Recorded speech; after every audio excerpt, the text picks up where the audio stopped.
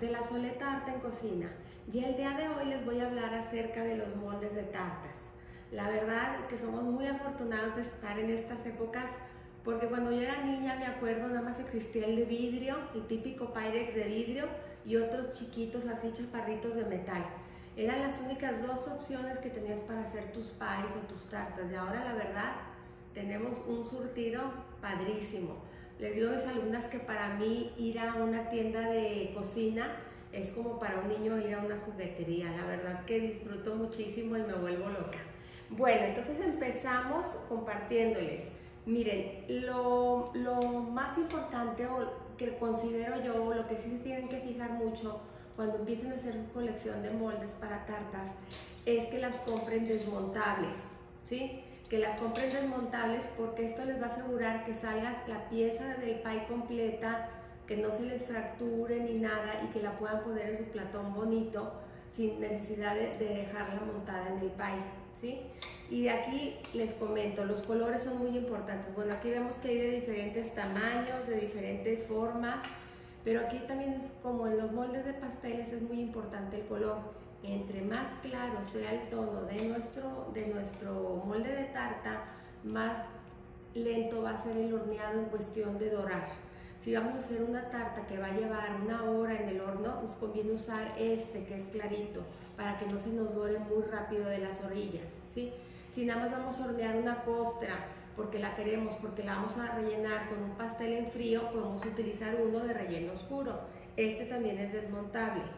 También existe la opción de tarta desmontable con el borde liso, completamente liso. A mí la verdad me encantan también con ondas. Y esta no tiene el molde desmontable, pero la compré porque me gustó por profunda.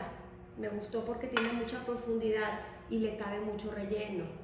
Entonces lo que hago yo para no batallar cuando utilizo esta es poner una cruz de papel de horno, y a la hora de que ya está mi pastel listo, lo levanto para no tener que voltear. ¿Qué pasa con las tartas? Que a veces las tartas están muy bonitas y no podemos poner un plato para voltearla, porque entonces la destruimos. Por eso lo más recomendable es que el molde sea desmontable, pero si no lo consiguen, la opción es poner sus tiras de papel y de ahí sacarlo. Y bueno, está esta forma que es linda, que es rectangular, también quedan hermosas, y las chiquitas. Esta no es desmontable, esta sí, pero como les digo, la verdad hay de todos los colores, olores y sabores que necesitemos. Entonces vayan armando poco a poco su colección.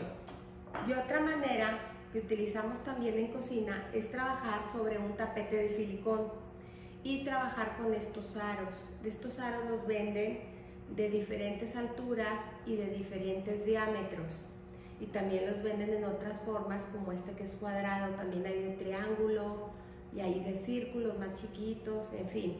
Entonces aquí vamos a trabajar sobre el papel, sobre el tapete de silicón, poniendo nuestro aro. Vamos a poner un círculo de masa, por lo general se hace una tira que se le pega alrededor y ya se hornea. Estos se utilizan mucho como para hacer el puro casco de masa y luego ya ponerle algún relleno. Entonces, bueno, tienen muchísimas opciones para ir haciendo poco a poco su colección de moldes, y piensen muy bien antes de comprar qué es lo que necesitan. Empiecen por el básico, el redondo, el desmontable redondo, ese es el básico. Después a lo mejor agregan otro cuadrado, rectangular, luego agregan los chiquitos, y así poco a poco, hasta que tengan muchas opciones. ¿Por qué es padre tener muchas opciones de moldes? Porque cuando vamos a servir una mesa de postres, es muy lindo no ver todas las tartas redondas. Es muy lindo ver una redonda, una rectangular, otras pequeñitas, otra mediana y de diferentes alturas. Entonces eso le da mucho movimiento a nuestra mesa. Espero que les sirva mucho este tutorial y nos vemos en el próximo. Gracias.